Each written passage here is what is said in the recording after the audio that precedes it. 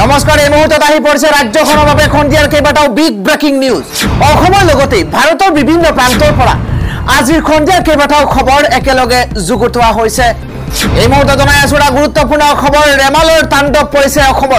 অসমৰ ভিন্ন প্ৰান্তত ৰেমালে এবাৰ সংহাৰী ৰূপ ধাৰণ কৰিছে প্ৰথমে এই দৃশ্যলৈ আপোনালোকে ভালদৰে মন কৰক এই ঘটনা হৈছে আজিৰ ডেকিয়াজুলিত নিখাৰ পৰা বৰ্তমানলৈকে ৰেমালে কাল ৰূপ ধাৰণ কৰিছে এই স্কুল বাছখনলৈ আপোনালোকে ভালদৰে মন কৰক এই স্কুল বাছখনৰ ওপৰত এটা প্ৰকাণ্ড গছ পৰিছে ভয়ংকৰ ঘটনা সংঘটিত হৈছে ডেকিয়াজুলিত স্কুল বাছখনৰ ওপৰত পৰিছে প্ৰকাণ্ড গছ আৰু লগে লগে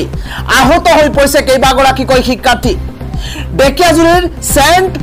উৰ্সুলা হাইস্কুলৰ ওচৰত এই ডাঙৰ ঘটনা সংঘটিত হৈছে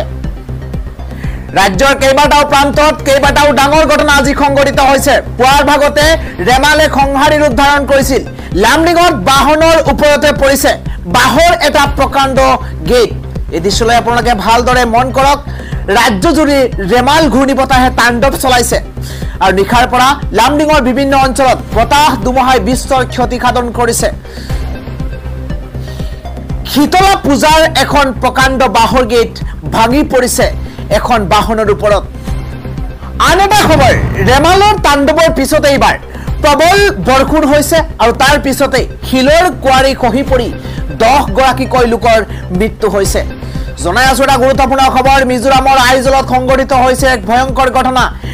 শিলৰ কুঁৱাৰী খহি 10 গৰাকীকৈ শ্ৰমিকৰ মৃত্যু হৈছে আৰু বহু কেইগৰাকী লোক ইতিমধ্যে নিৰুদ্দেশ হৈ আছে বুলি জানিব পৰা গৈছে আজি পুৱা 6 বজাৰ লগে লগে এই ডাঙৰ ঘটনাটো সংঘটিত হৈছে ইফালে কটিয়াতলিৰ ৰেংবেং প্ৰাথমিক বিদ্যালয়ত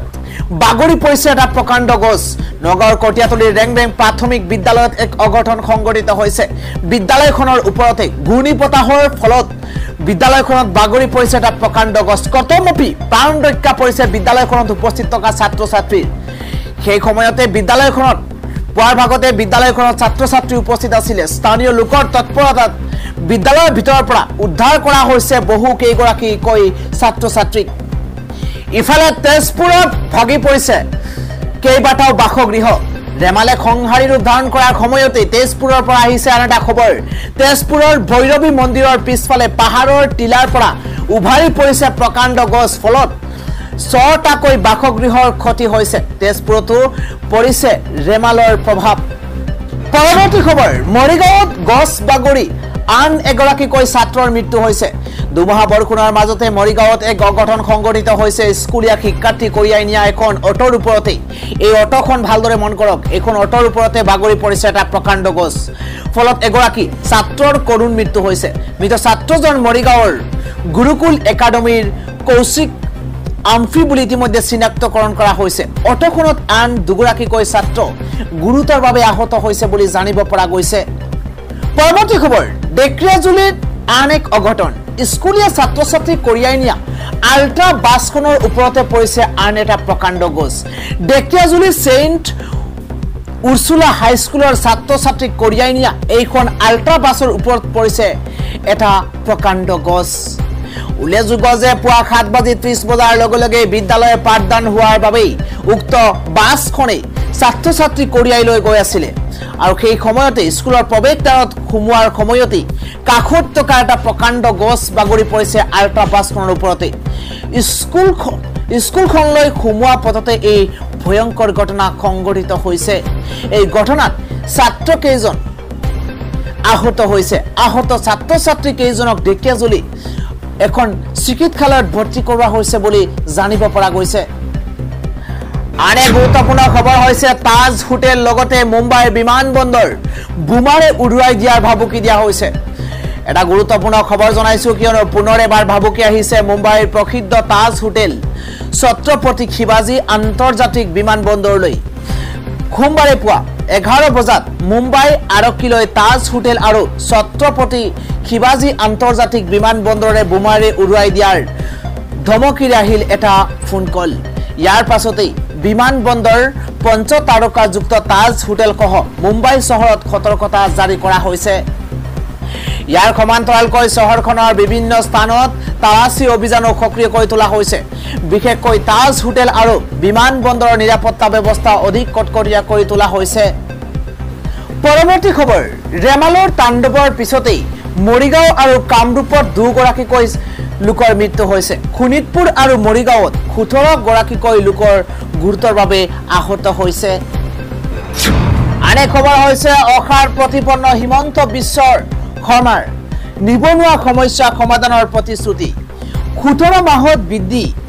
১৮ লক্ষাধিক নিবনুৱা বুমেৰাং হোৱাৰ দিশে ডক্টৰ হিমন্ত বিশ্ব শৰ্মা নেতৃত্বাধীন বিজেপি চৰকাৰৰ নিবনুৱা সমস্যা সমাধানৰ প্ৰতিশ্ৰুতি অসমৰ প্ৰতিষ্ঠিত সংবাদপত্ৰ অসমীয়া প্ৰতিদিনে প্ৰকাশ কৰা অনুসৰি বিগত ১৭ মাহত ৰাজ্যত পঞ্জীভূত নিবনুৱা ১৮,২০,৭১৩ জন বৃদ্ধি পাইছে ২০২৩ বৰ্ষৰ জানুৱাৰী মাহৰ পৰা ২০২৪ বৰ্ষৰ মে মাহলৈ ৰাজ্যৰ নিয়োগ বিনিময় কেন্দ্ৰত নাম পঞ্জীয়ন কৰিছে ১৮,২০,৭১৩ জন নিবনুৱাই ইয়াৰ পূৰ্বে ২০২২ চনৰ ডিচেম্বৰলৈ ৰাজ্যত পঞ্জীভুক্ত নিবনুৱা আছিল ১০,৩৪,৬১৩ জন কিন্তু নতুনকৈ ১৭ মাহত ১৮,২০,৭১৩ জন নিবনুৱাৰ বৃদ্ধিয়ে অসমত ২৮,৫৫,৩২৬ জনলৈ মুঠ নিবনুৱাৰ সংখ্যা বৃদ্ধি কৰিছে নিবনুৱা সমস্যাৰ এই অভাৱনীয় বৃদ্ধিয়ে হিমন্ত বিশ্ব শৰ্মা চৰকাৰৰ ৩ বছৰীয়া কাৰ্যকালৰ কৃতকাৰ্যতা আৰু সফল নীতি ৰূপায়ণক প্ৰতিনিধিত্ব কৰিছে নিবনুৱা সমস্যা সমাধান আৰু বছৰি ২ কোটি চাকৰিৰ প্ৰতিশ্ৰুতি দি ক্ষমতাসীন হোৱা নৰেন্দ্ৰ মোদী নেতৃত্বাধীন কেন্দ্ৰীয় চৰকাৰে এই বিষয়ক লৈ নিমাতী কন্যাৰ ভূমিকা গ্ৰহণ কৰিছে